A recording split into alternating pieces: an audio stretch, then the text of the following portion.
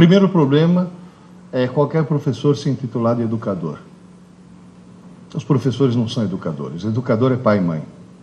Tá certo? Educação é uma coisa que o cara recebe em casa e não na escola. Apesar de que hoje em dia no Brasil está se tentando terceirizar paternidade e maternidade.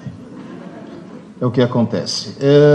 Fora a pós-graduação da PUC, eu dou aula atualmente, faz tempo, no Anglo, cursinho. O que é um cursinho? Alguém sabe? Não. O cursinho é a evidência cabal de que o sistema educacional brasileiro não presta. Que se prestasse, não existiria o cursinho. Esse que é o grande problema. Vou dizer, mas a situação é realmente tão catastrófica assim? Olha, eu comecei a dar aula com 18 anos. Eu tenho 63. Quando eu completei 60, fiquei muito feliz, porque descobri que o Estatuto do Idoso prevalece sobre o da criança e do adolescente. Agora eu posso bater nos alunos, que é um sonho que eu acalentei durante toda a minha carreira. Mas, na realidade, desde os 18 anos até hoje, só no cursinho eu já tive 99.200 alunos. Alguém aqui foi meu aluno? Não. O Laércio foi. Um dos diretores de vocês. Na realidade, o que eu notei nesse tempo todo? Uma coisa óbvia, que acabou sendo evidenciada e documentada em 2003. No ano de 2003, vocês vão dizer, mas, professor, por que o senhor usa um quadro e não um computador? Porque eu trabalho com computadores desde 1961. O primeiro computador que eu programei foi em 1961. Não era nem digital, era analógico. Em 1967, eu usava um dos 3 computadores que existiam no Brasil, na USP. Eu escrevi 14 livros de informática. Eu faço até hoje um programa na Rádio Eldorado para tirar dúvidas de informática. Por isso que eu não uso o computador. Agora, exatamente por isso. Em 2003, foi feito um exame chamado PISA. Para quem não está familiarizado, esse exame é um exame muito parecido com o Enem. É um exame que não mede conhecimentos, mede competências. Mede se o aluno sabe interpretar um texto, se sabe entender um gráfico, se tem raciocínio lógico, se tem raciocínio matemático. Participaram 41 países. O Brasil foi um dos convidados. O Brasil, e olha, os alunos escolhidos segundo o mesmo critério atuarial com a qual se escolhe, por exemplo, o pool de eleitores para fazer uma pesquisa eleitoral, para que seja bem significativo.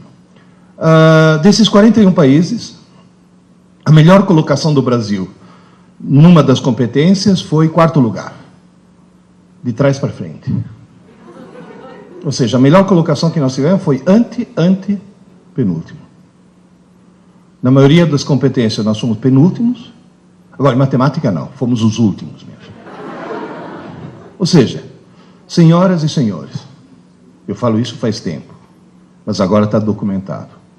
O Brasil é o pior, se não o pior, um dos piores sistemas educacionais do mundo. Do mundo. Se os filhos estão na escola, então, a escola está no Brasil? Tá, então é péssimo. Não, qualquer escola. Não, mas o colégio... Não, qualquer escola. Porque eu lá no cursinho, eu recebo alunos que vêm das melhores escolas de São Paulo. Lá no cursinho, eu recebo alunos que vêm de escola que quando o filho nasce, o pai corre antes na escola fazer reserva de matrícula, depois vai no cartório registrar o filho, para ter certeza que ele possa se matricular, o privilégio de estudar naquela escola. Aí o cara chega na minha mão. Não presta. Por quê? A escola tem maus professores? Não, são ótimos. A escola tem má vontade? Não, é excelente. A escola não é profissional? É profissionalíssima, seríssima. Então qual é o problema? O modelo está errado. O paradigma educacional brasileiro está completamente equivocado. Só para vocês terem uma ideia, se você fizer um teste de QI e tentar determinar o número de pessoas que tem você arrumou canetas mais grossas, porque na televisão não aparecem as finas. Eu só queria ter certeza de uma coisa. Elas apagam? Tá bom. Deixa eu me reequipar aqui.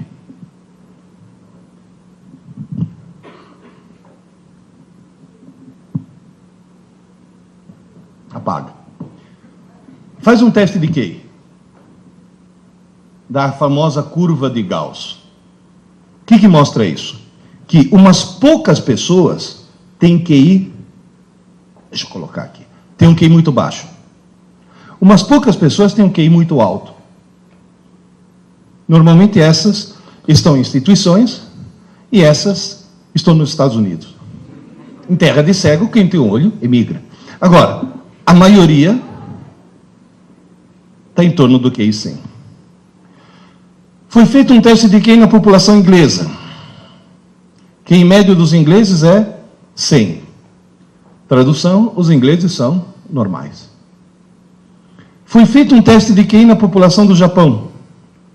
QI médio 113. Muito acima da média. E vocês dois, por favor, tirem esse sorriso dos lábios, que é só japonês do Japão, viu? Os dois tá... Agora, foi feito no Brasil, QI médio 87. Tem gente que fala, é mania dos Niseis voltar para o Japão, que os 13 que faltam aqui são os 13 que sobram desse jeito. Na realidade, a situação está bem catastrófica. Muito bem, esses são os sintomas. Vamos fazer o diagnóstico agora? Quais são as causas? Uma só. Uma só. No Brasil, se estabeleceu uma cultura distorcida. Aluno brasileiro, seja do fundamental, do médio, da graduação, da pós-graduação, do MBA, aluno brasileiro estuda para a prova. Ele não estuda para aprender. Ele estuda para tirar nota. Esse é o único problema. Vou dizer, mas espera aí. Como é que um estudante consegue tirar uma boa nota se não aprendeu? Veja bem, a recíproca, se ele aprender, é claro que ele tem uma boa nota. Mas no Brasil as pessoas conseguem tirar boas notas sem aprender. Esse é o único problema. Como é que alguém consegue tirar uma boa nota sem aprender? E sem colar. Porque cola é inadmissível. Se seu filho está numa escola que, ao pegar um aluno colando, tira a prova e dá 0, a escola não presta. Porque se pegar um aluno colando, tem que expulsar da escola, não dá 0. O cara quebrou um código de honra. Se você deixar uma criança desse tamanho colar, quando crescer, vira o quê? Ministro.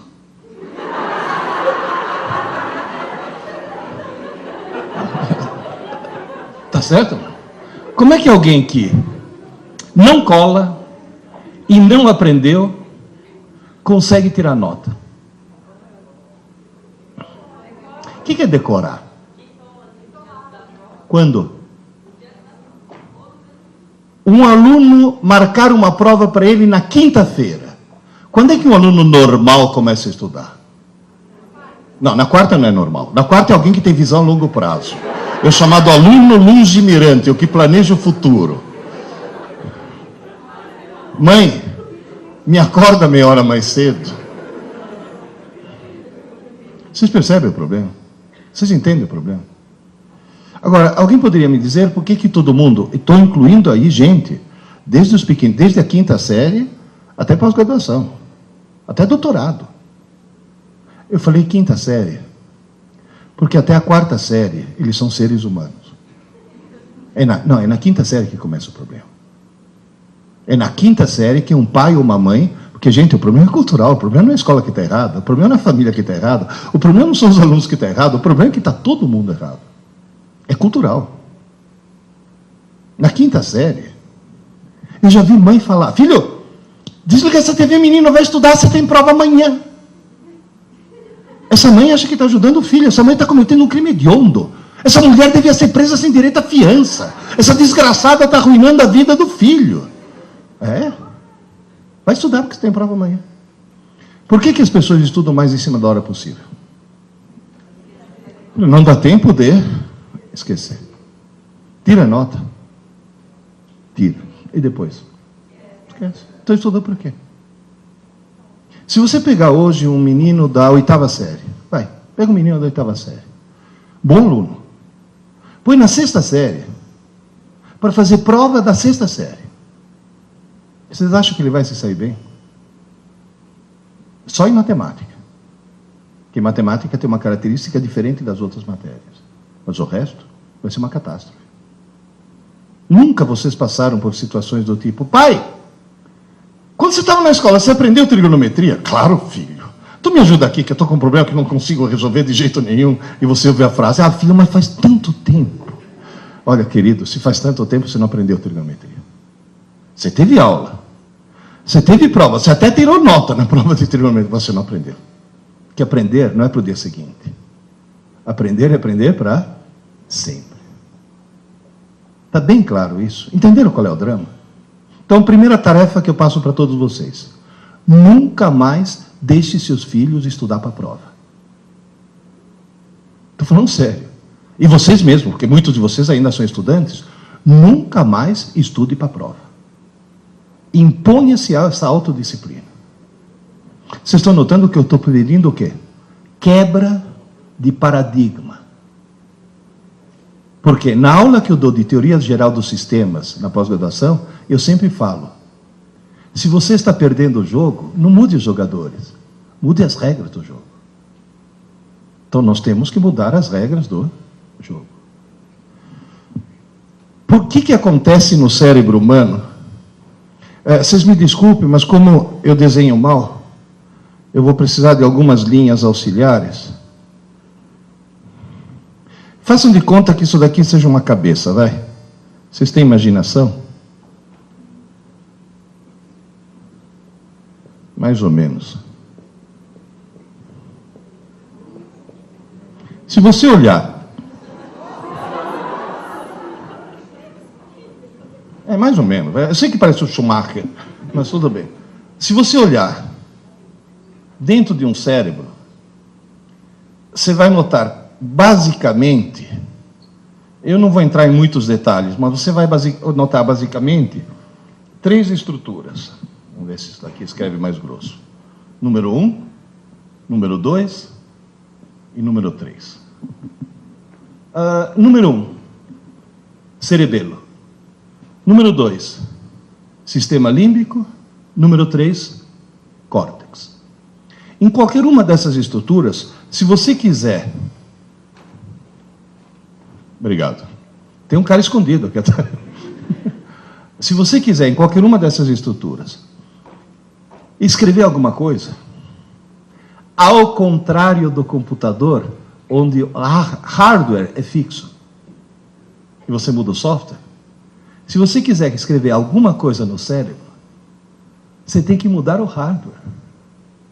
Escrever no cérebro é reconfigurar redes neurais. É desligar alguns neurônios, ligar outros, mudar a força de conexão de sinapses, é mudar o circuito.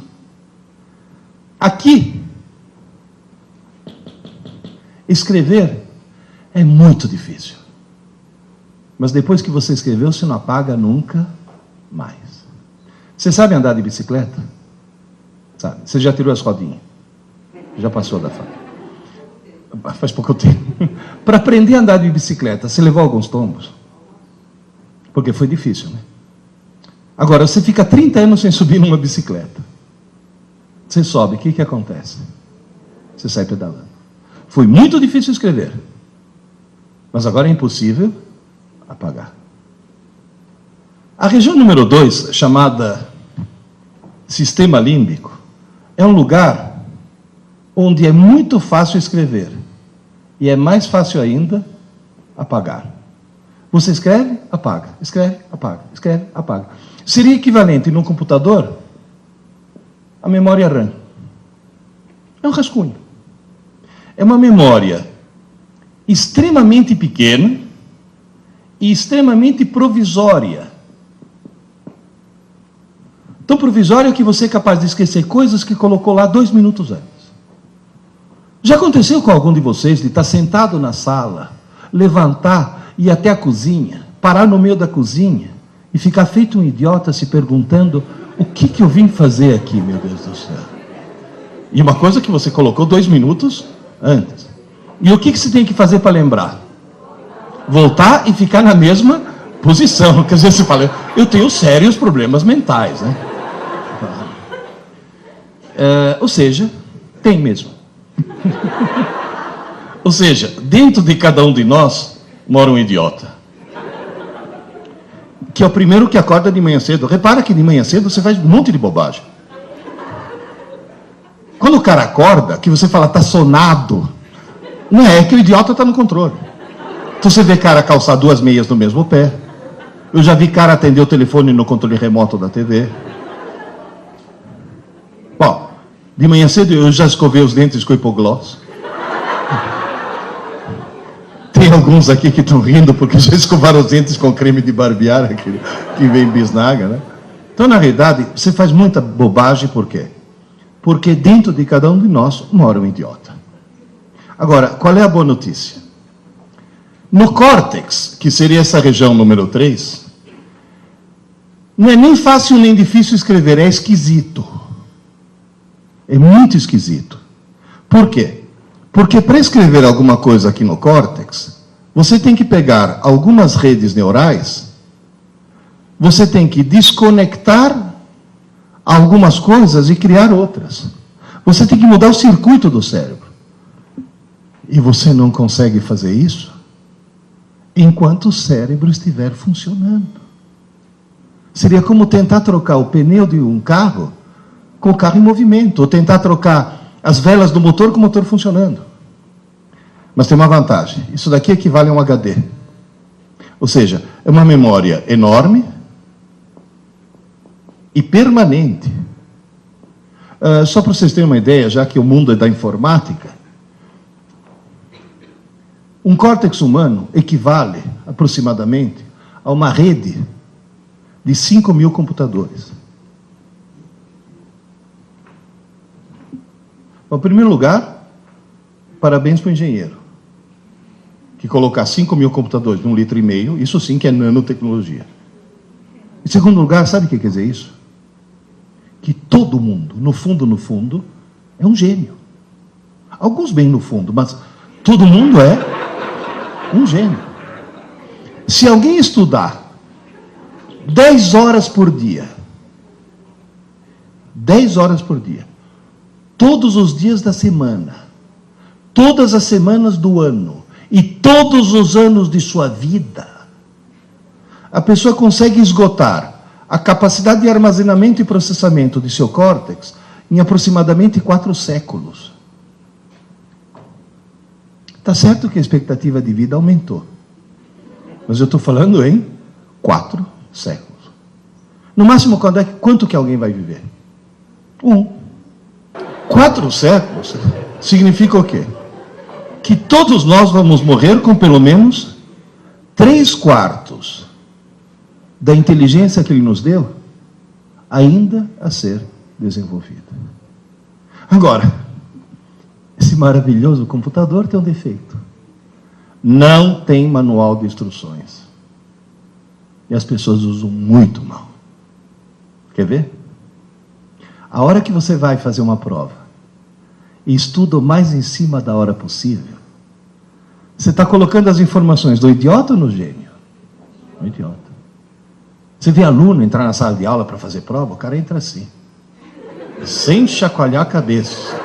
Se você chamar o cara e falar: ô Zé, que foi? Pronto, agora embaralhou tudo, agora eu vou ter que estudar de novo.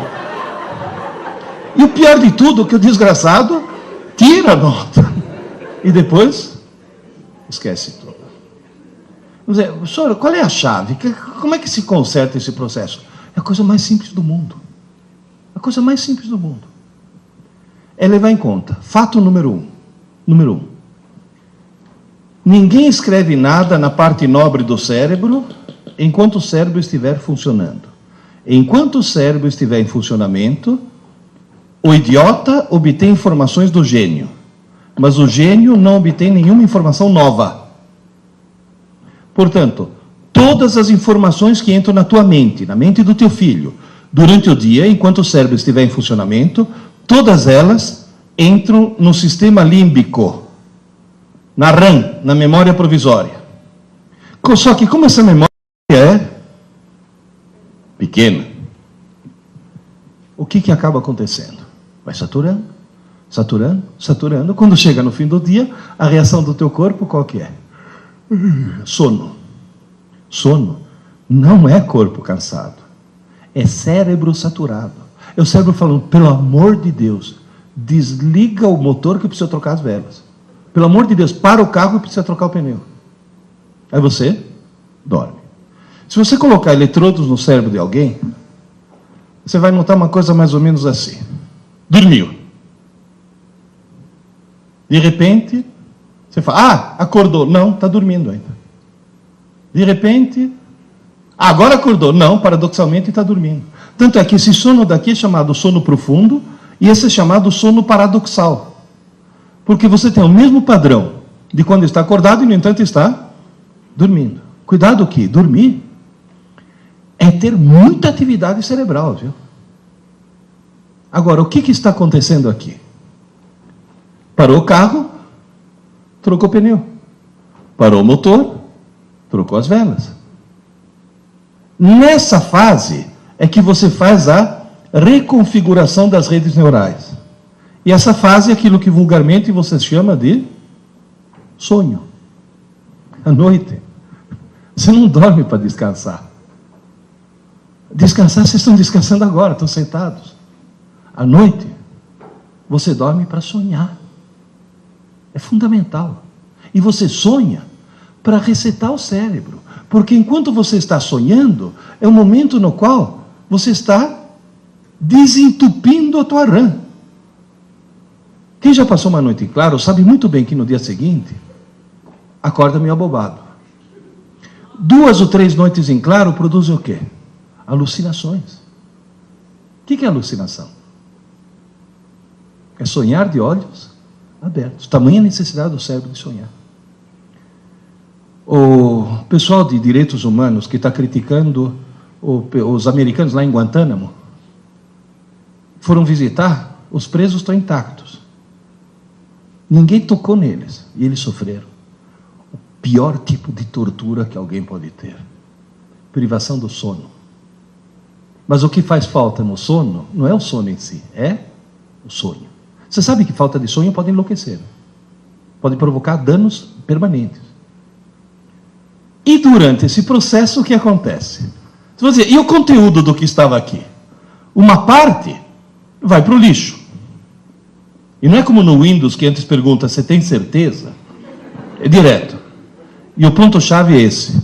Se durante o dia foram abertas algumas portas, cuidado, não foi escrito nada, mas foram abertas as portas. Alguma coisa vem aqui, e isso você não esquece nunca mais. Repito, nunca mais. Agora, isso você pode dizer, isso eu aprendi. Porque daqui a 20 anos está lá ainda. Isso daqui, nunca mais. Até aqui está claro? Professor, o que o senhor aprendeu com os seus quase 100 mil alunos? 2 coisas. Primeiro, que um idiota, no meio de idiotas, pensa que é normal. Portanto, no Brasil, a coisa mais perigosa que existe é falar, mas todo mundo é assim. Cuidado. Eu gostaria muito que, para seus filhos sobreviverem nesse século que vem aí, que vocês conseguissem transformar seus filhos em exceção e não em regra. Segunda coisa que eu aprendi. Na cabeça de um aluno normal, toda noite, o que vai para o lixo? As aulas. E o que vai para a memória permanente? As abobrinhas. Se seu filho tem uma aula de geografia fantástica, e no meio da aula o professor de geografia contar uma piada, depois de 3 meses, o que ele lembra da aula? Da piada. Isso não é um defeito.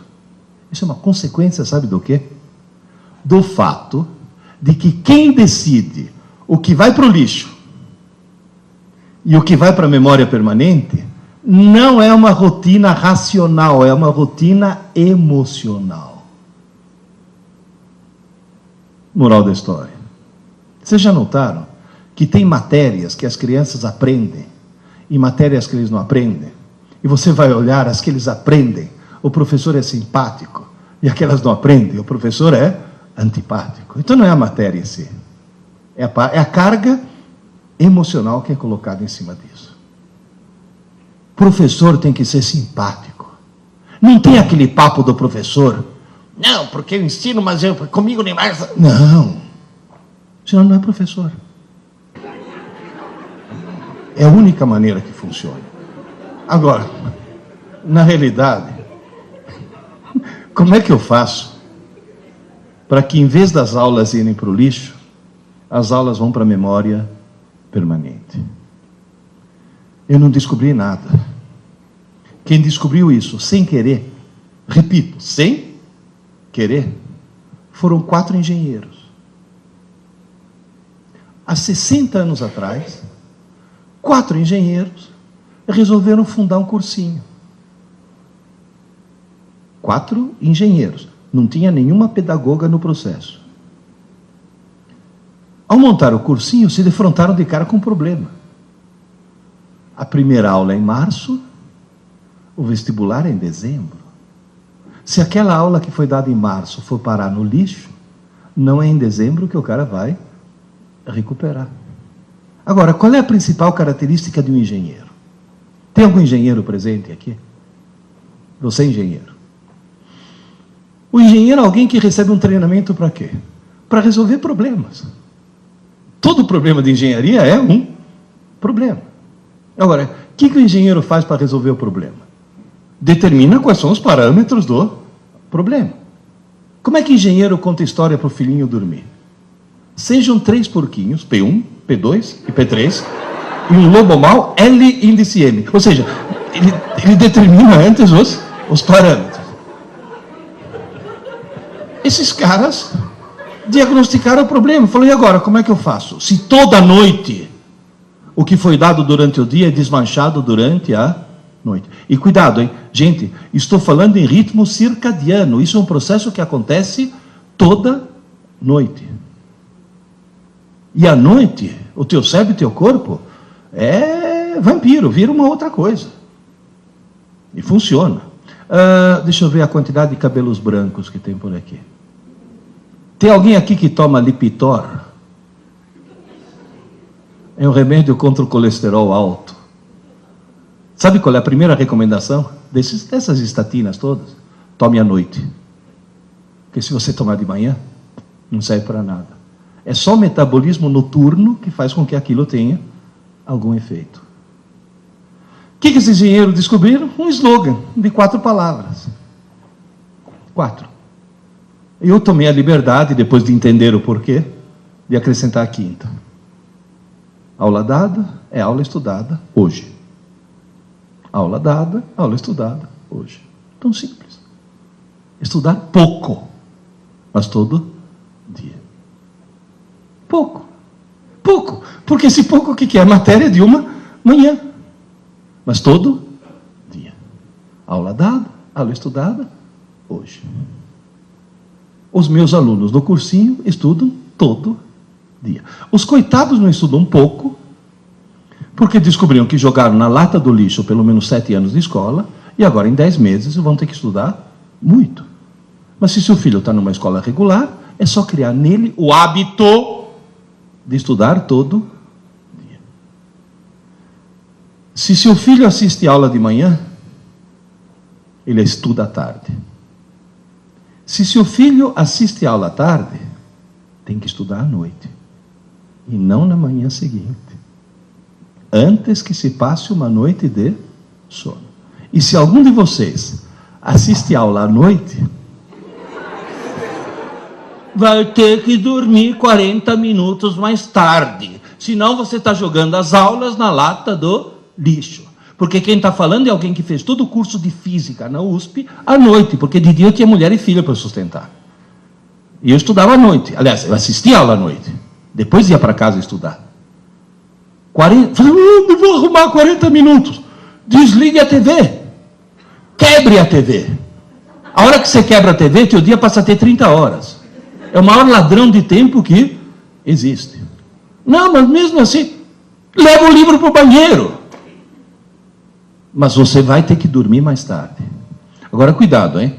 Antes que se passe uma noite de sono, ou antes que se passe um longo período de sono. Porque se seu filho assiste a aula de manhã, almoça e dorme 15 minutos, esses 15 minutos são renovadores. Agora, tem jovens aí que chegam em casa, almoça, dorme que nem um porco a tarde inteira, acorda todo embaçado, que parece que tem algodão no cérebro. As aulas já foram parar no lixo. E o pior de tudo é que não acorda porque está na hora. Acorda, porque senão vai perder rebelde, malhação. Ou seja, além de querer virar um idiota, quer virar mau caráter. Cuidado, hein? Cuidado, cuidado. Porque eles veem aqueles adolescentes, acham que são estudantes, não percebem que são atores. Aí eles pegam esse modelo como modelo de escola. Vocês não sabem o que professor de colégio sofre. Nós, no cursinho, nós estamos no paraíso. Eu dou aula para salas de 200 alunos. Hoje de manhã, antes de vir para cá, eu já dei aula para 600 alunos. Dei 3 aulas com 200 alunos cada uma. 200 anjos. Agora, no colégio, na escola, tomando rebeldes como modelo, é horrível. Há alguns anos eu cometi a besteira de dar aula no colégio. Um colega meu, que foi nomeado diretor de uma escola, falou: Pierre, o ano que vem, escola nova, você vai dar aula. Eu falei: não tenho tempo. Não, mas o colégio... Não tenho tempo, pô. Pô, Pierre, um ano só, para dar o pontapé inicial. Eu falei: não tenho tempo. Uma manhã por semana. Eu falei: não tenho tempo. Pô, eu já tinha falado com o diretor da escola, com o dono. A gente reservou para você uma manhã por semana, $3.000 por mês. Eu falei: quarta-feira.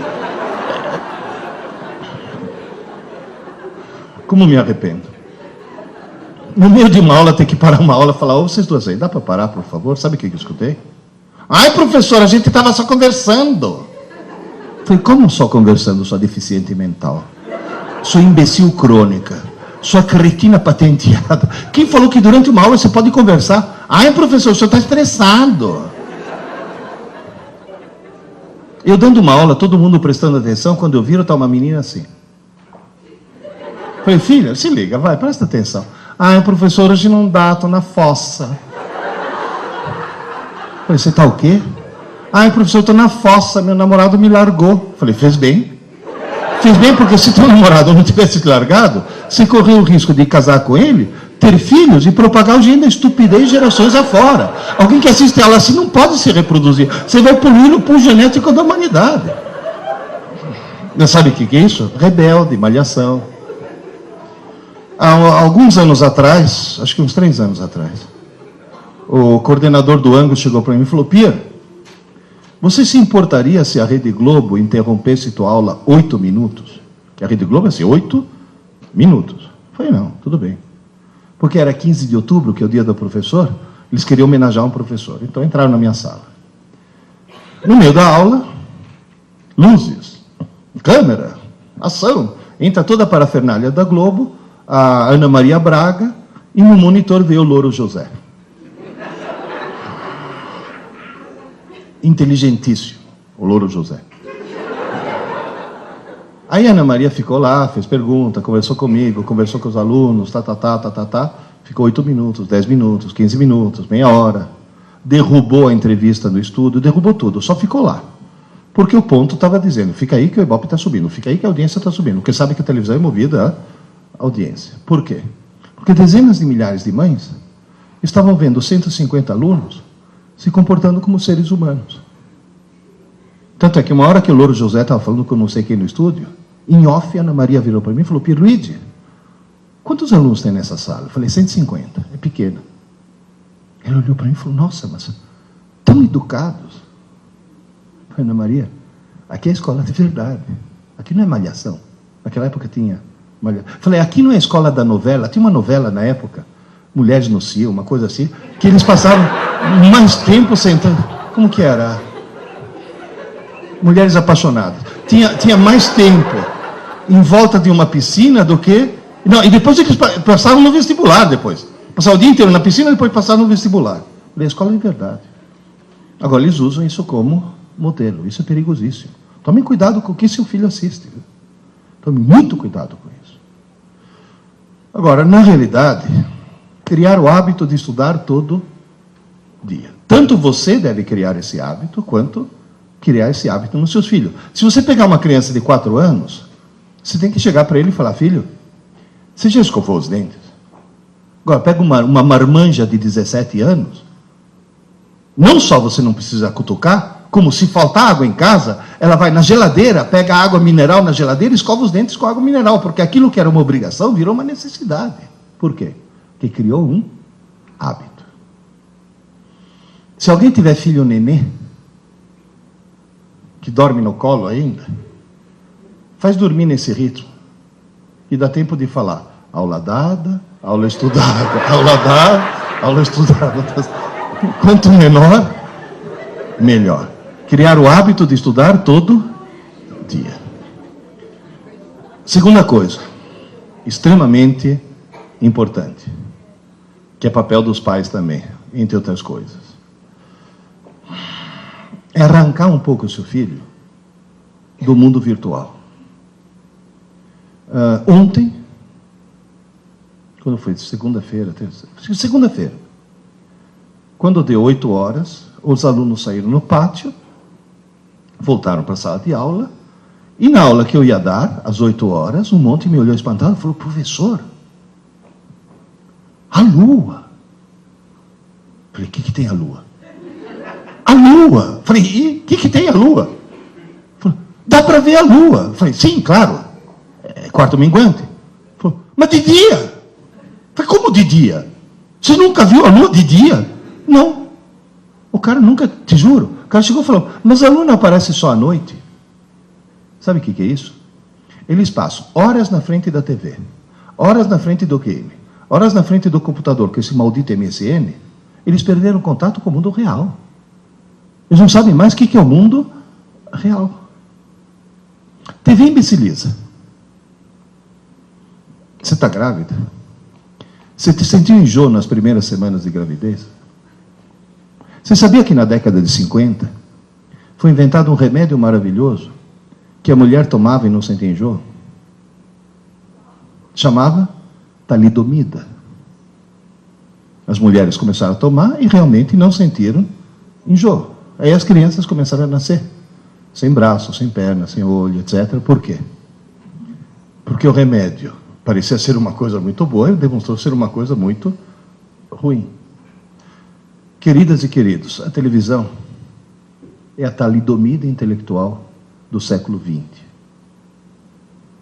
Foi criada para entreter, educar, informar, treinar, e imbecilizar da forma mais absoluta. Vocês não têm ideia, eu tenho, sabe por quê? Porque a primeira vez na vida que eu assisti TV, eu tinha 11 anos. Eu sei o que é um mundo sem TV e um mundo com TV. Ao longo da minha carreira, eu vi o nível dos meus alunos fazer isso. Vocês não têm ideia. Um aluno de hoje, comparado com um aluno de 40 anos atrás, hoje, um cara que sai de uma pós-graduação tem um nível inferior a um cara que há 40 anos atrás terminava um curso técnico qualquer. Em compensação, a audiência da TV fez isso. A TV imbeciliza intencionalmente, é claro, se não imbecilizar intencionalmente, ela não vende. Ninguém que tenha mantido um mínimo de equilíbrio mental, um mínimo de sanidade, jamais compraria um cinturão elétrico que dá choques absolutamente inúteis e inofensivos e acha que isso vai acabar com a barriga. Está cientificamente provado que o Total Shape é um engodo e está vendendo feito água. Gente, outro dia eu liguei a TV por assinatura, eu vi uma propaganda de 15 minutos. Olha, uma propaganda de 15 minutos é grana. Quer dizer que os caras estão vendendo o produto. O que eles estão vendendo? Um sofá de plástico preto inflável. Agora eu pergunto, em nome de Deus, por que alguém, algum dia, vai querer um sofá de plástico preto inflável? De plástico. Quer dizer, se você sentar sem camisa e levantar, ele vem junto. Que gruda. Tem cara que fala, não, mas tem uma utilidade. Ah, eu vi na propaganda que se você está belo e sossegado no teu sofá e vem 2 caminhões assassinos tentar te espremer, a propaganda mostra que o sofá aguenta 2 caminhões. Que cá entre nós, é uma coisa que pode acontecer com qualquer um. Você está belo e sossegado, vem os 2 caminhões assassinos, mas você está salvo. Por quê? Porque tem o sofá de plástico preto inflável. Olha o surrealismo da coisa. Dá para tomar consciência? Outro dia não, já faz alguns anos, me deu uma crise de azia. No meio da noite, levantei, tomei um antiácido, fui assistir TV na sala para ver se dava sono de novo, de madrugada, caí num filme surrealista. Aí veio a propaganda. Gente, uma propaganda de 10 minutos, ou seja, uma grana preta. Eu não entendi o que estavam me vendendo.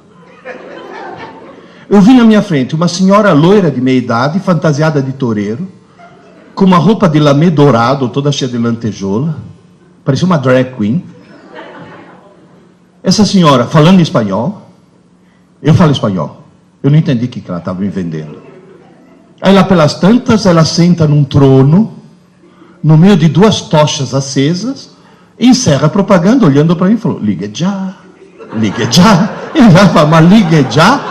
Por quê? O que essa senhora quer, meu Deus do céu? Aí eu fui investigar, fiquei curioso, né? E descobri que não é uma senhora, é um híbrido. Se você pegar Hebe Camargo e Calbi Peixoto e fizer a síntese, você obtém um tal de Walter Mercado, não sei se já ouviram falar, que é surrealista aquilo. Agora, o que é de estranhar não é ter uma coisa estranha na TV. Que coisa estranha tem na TV do mundo inteiro. Nos Estados Unidos, quanto mais estranho e mais pervertido, maior ibope. Ou seja, na realidade, quanto mais esquisito for, para a televisão é melhor. Agora, sabe o que é de estranhar? Esse tal de Walter Mercado, que já esteve no Brasil, depois foi para a Colômbia, Venezuela e Argentina, agora está na Espanha. Ele fatura uma média de 240 milhões de dólares por ano. O que preocupa é que quando me fala liga já, as pessoas... Ué, o ano passado, a Rede Globo não conseguiu fazer com que 32 milhões de trouxas, pagando, ligassem para o paredão do Big Brother. Então me diz, a televisão imbeciliza ou não? Tem uma coisa que imbeciliza mais, game. Game. Vocês já entraram numa LAN house? Você já viu o que eles jogam? É assassinato. É assassinato o tempo todo. De repente não, em vez de estar assassinando alguém, está de carrinho, você fala, bom, esse pelo menos está aprendendo a dirigir, que nada, está atropelando velhinhas. E se a velhinha tiver carrinho de nenê, tem um bônus. Ou seja, na realidade é a violência eletrônica. Professor, tem alguma coisa que imbeciliza mais o jovem, além da TV e do videogame? Tem. Computador mal usado. O famoso MSN. Eu sempre achei que MSN fosse, em primeiro lugar, perda de tempo. O cara está fazendo uma pesquisa, que é uma coisa ótima se fazer na TV.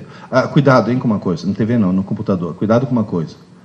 Nunca deixe seu filho entregar um trabalho na escola impresso, hein? Sempre manuscrito.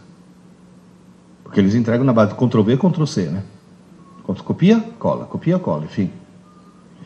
Ele está fazendo uma pesquisa, de repente MSN, blim, blim. Você sabe quem ficou com quem na balada de sexta-noite? E aí pronto, perdeu. Segundo problema, ortografia. Eles não sabem mais escrever. Em vez de escrever você também não, o cara escreve você também não. Não, e ele escreve você também não na redação da escola. Esse que é o problema. Mas aí tem um problema mais grave, muito mais grave. Um psiquiatra inglês do King's College de Londres, que é uma instituição médica respeitadíssima no mundo, lidou com 100 mil jovens, fez teste em 100 mil jovens e descobriu o quê? que fumar maconha abaixa o QI. E a gente sabe por quê. A maconha queima sinapses, portanto ela queima a possibilidade de criar novos circuitos. Fumar maconha abaixa o QI. Usar MSN abaixa o dobro. O rebaixamento de QI que os jovens estão tendo, pelo fato de se comunicar compulsivamente na internet, abaixa o QI o dobro do que se fumasse maconha. Agora, por favor, tomem consciência disso. Vocês não têm ideia. E vocês mesmos na empresa, quer falar alguma coisa para o teu colega? Levanta e vai até a mesa dele. Volta a se comunicar pessoalmente, em vez de mandar os recadinhos. Eu já vi cara em cybercafé, o cara sentado aqui, o amigo dele, 3 computadores para lá, os dois batendo papo pelo MSN, meu Deus do céu. Levanta, vai tomar um café junto. Eu já vi mãe, que em casa tem o wireless, chamar o filho para jantar pelo MSN. Gente, está faltando contato humano. Isso está imbecilizando. Seus filhos estão se transformando em autistas cibernéticos. É um problema seríssimo. Então, cuidado, fiscalizem isso. Há mais ou menos uns 4 anos atrás, eu fui fazer uma palestra em Barra do Piraí. Uma das mães falou: professor, me empresta o microfone. Ela pegou, virou para as outras mães, falou: como todas vocês sabem, meu marido é uma besta. Ih, meu Deus do céu, não sabe quando você acha que... Bom, agora começa lavagem... Não, descobri depois que é uma forma carinhosa com a qual as mulheres tratam os maridos lá em Barra do Piraí. É uma lógica diferente. Mulher e homem, não é que um tem uma lógica melhor que o outro. A lógica são 2 sistemas operacionais distintos, é Linux e Windows.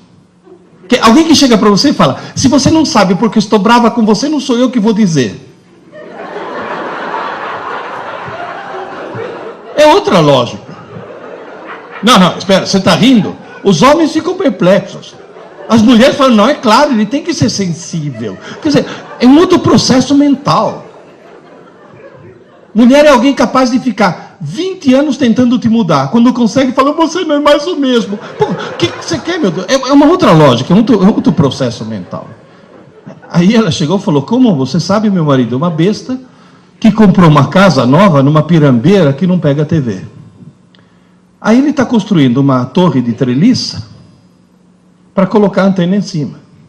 E por mais que ele esteja subindo, continua não pegando. Ele falou: daqui a pouco vai chegar o anjo exterminador, porque vai achar que é Babel 2, a missão, quer dizer... Ele falou: faz 4 meses que nós estamos sem TV em casa. Ele falou: o rendimento dos meus filhos na escola melhorou horrores. Meu marido me redescobriu. Eu redescobri meus filhos. E na hora do jantar, nós voltamos a ser uma família. Eu vou dinamitar a torre. Então perceba o quê? Que quando tirou o monstro, é que percebeu quanto o monstro fazia. Não estou dizendo quebre a TV, mas pelo amor de Deus, reduza. Porque você tem TV na sala, tem TV na tábua de passar roupa, tem TV na cozinha, tem TV no banheiro, tem TV na área, ligadas algumas 24 horas por dia. Porque quando a Rede Globo não transmitia overnight, aquele de madrugada tinha 10 pontos de audiência. O que mostra que a TV estava ligada 24 horas por dia. Então, por favor, cuidado. Professor, tem mais algum dever de casa para fazer com meu filho? Só mais 2.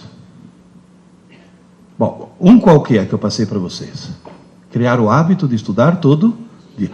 Todo dia menos um dia, a véspera da prova. Que é exatamente o modelo oposto ao modelo atual. A outra tarefa, tente reduzir o mundo virtual dele. A outra tarefa que eu vou passar agora, tenham coragem de remar contra a correnteza. Porque a correnteza está arrastando todo mundo para um lado. E ele só vai se safar se for para o outro. Ai, mãe, você sem noção, todas as mães das minhas amigas deixam. Então você tem a coragem de dizer: sim, mas elas são as mães das tuas amigas. Eu que sou tua mãe, eu imponho isso. Tenham coragem disso. E, por favor, lembre-se de uma coisa. Se você remar contra a correnteza e a escola remar contra a correnteza, ele vai se safar. Agora, se só um dos dois remar, ou pior ainda, a escola rema para um lado ou você rema para o outro, esquece. Não tem salvação. E remar para o mesmo lado significa o quê? Torne-se cúmplice da escola do seu filho. Não parceiro, cúmplice. Nós podemos ir até que horas, para não segurá-los muito? 1h10. Tem mais uma tarefa para passar. Última tarefa. O grande problema da TV qual foi? Entre outras coisas. É muito mais fácil ligar a TV do que abrir um livro. Moral da história. A falta de leitura transformou toda uma geração em analfabetos funcionais. Hoje, meus alunos no cursinho sabem transformar letras em sons, mas não em ideias. Eles são analfabetos funcionais. A coisa está terrível. Isso é falta de leitura.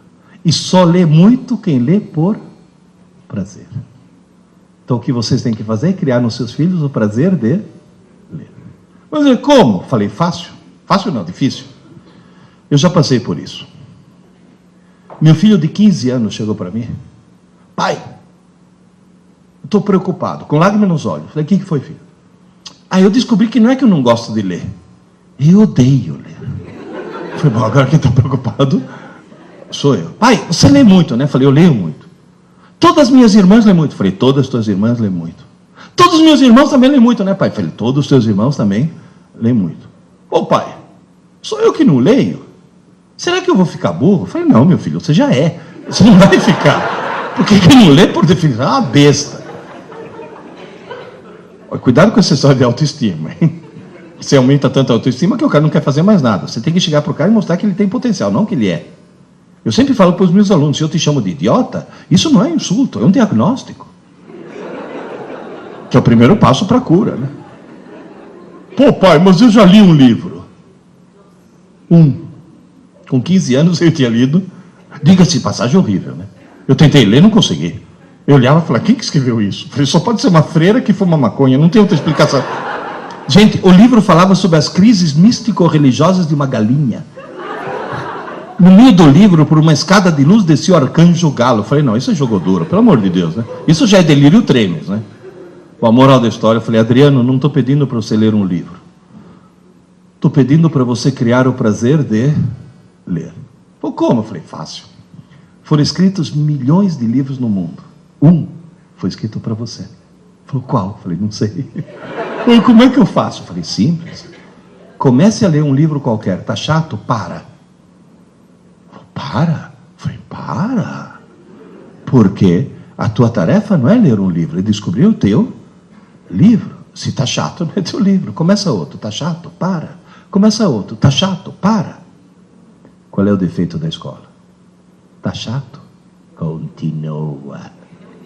Vai cair na prova. Por isso que a escola, em vez de criar o prazer pela leitura, cria o ódio pela leitura. Por isso são vocês que têm que criar o prazer. Tá chato, para. Tá chato, para. Eu falei, sabe o que vai acontecer, filho? Depois de fazer isso 4 ou 5 vezes, você vai ter a falsa sensação que todos os livros do mundo são chatos. Não é verdade. Você ainda não achou o teu. Eu falei, livro, filho, é que nem namorada. Tá chata? Troca. Tá chato? Troca. Vai trocando. Na 8ª tentativa, ele achou Hobbit. De um tal de Tolkien. Pô, pai, devorei o livro. Falei, pois é, tá vendo? Você achou o teu livro. Pô, pai, eu nunca imaginei que um livro pudesse ser divertido. Falei, tá vendo? Pô, pai, de noite eu perdi horas de sono para terminar um capítulo. Falei, você achou o teu livro. Falou, pai, parece que a história continua. Falei, sim, claro. Falei, você sabe? Falei, já li em inglês. The Lord of the Rings. Falei, em português deve ser o Senhor dos Anéis, o Mestre dos Anéis. Ou compra para mim. Falei, vamos embora. Procurei em tudo que é livraria de São Paulo, não achava. Porque nesse país abençoado por Deus, que tem no Brasil inteiro menos livrarias do que na cidade de Buenos Aires, livro só fica na moda quando aparece um filme. Durante 40 anos, eu falei para os meus colegas, leia Eu, Robô, do Isaac Asimov. Ninguém leu. É uma obra-prima. Eu, Robô. Que isso, a autobiografia do Maluf. Pelo amor de Deus, é um dos melhores livros de ficção científica que eu já vi. Agora, apareceu o filme, encheu as livrarias. Né? Achei O Senhor dos Anéis, muito mal editado, arranquei as capas, mandei editar num volume único, encadernar num volume único. Entreguei 1.200 páginas para o meu filho semi-analfabeto e ele devorou as 1.200 páginas. Pai, tem mais alguma coisa no gênero? Eu falei, tem. 4 volumes das Brumas de Avalon. Pá! Devorou. Pai, tem mais alguma coisa no gênero? Eu falei, chega, vamos mudar, né? Senão daqui a pouco se vira feiticeiro. Vou ter um Gandalf andando de cajado pela casa. As Aventuras Completas de Sherlock Holmes. Devorou. Bom, olha, para encurtar a história, em Piracicaba tem um ditado que diz, se havia porteira, não passa o boi, passa a boiada. Ele começou a ler de tudo. Hoje o Adriano lê fluentemente em português, lê e fala, né, em espanhol, francês, italiano e inglês. É formado em administração de empresas e é diretor de uma editora. Tamanho amor que ele pegou pelos livros. Olha como um livro muda uma pessoa. Então, na realidade, uma das tarefas de vocês é desligar a TV, desligar o game, desligar o MSN e incentivá-los a ler. Criar o prazer de ler. Só para encerrar, uma professora de literatura de uma das escolas que eu visito chegou para mim e falou, professor, eu sou professora de literatura e adoro ler. Coisa que eu falei, ainda bem, né? A minha irmã é professora de história e adora ler. E nosso irmão é uma besta, que não lia nem bula de remédio, além de tudo desgraçado e corintiano, mas a minha irmã foi, eu estou me referindo às palavras dela, hein? Aí minha irmã foi numa livraria e encontrou um livro intitulado Aventuras e Desaventuras do Timão. Diz que o corintiano era tão corintiano que concedeu a honra de começar a ler. E o que ele descobriu? Que o livro contava histórias fantásticas do Corinthians. Muito mais gostoso de saber do que ficar escutando o abominável Milton das Neves. Ele devorou o livro. 2 anos depois, sabe o que aconteceu? Ele publicou um livro de poesia de autoria dele. Gente, um corintiano escrevendo poesia. Olha o quanto um livro consegue alterar uma pessoa. Agora, como aula dada é aula estudada, resumindo as 3 tarefas de vocês, quais são? Criar o hábito de estudo diário. Segundo, desligar um pouco os meios eletrônicos. E terceiro, criar o prazer pela leitura. Aí, no mundo que tem cada vez mais gente e cada vez menos necessidade de mão de obra, o seu filho vai se safar, porque vai conseguir entregar ao mercado de trabalho a commodity mais rara do século XXI, que não é petróleo e não é água, é inteligência. É aí que ele se safa. Está claro? Professor, chegando em casa, o que eu falo para o meu filho em uma palavra para ficar mais inteligente? Leia! Nem que seja para ler Júlia, Bianca, Sabrina. Professor, em 2 palavras, o que eu falo para ele? Leia já. Começa. Tchau, gente. Obrigado. Desculpe, segurar.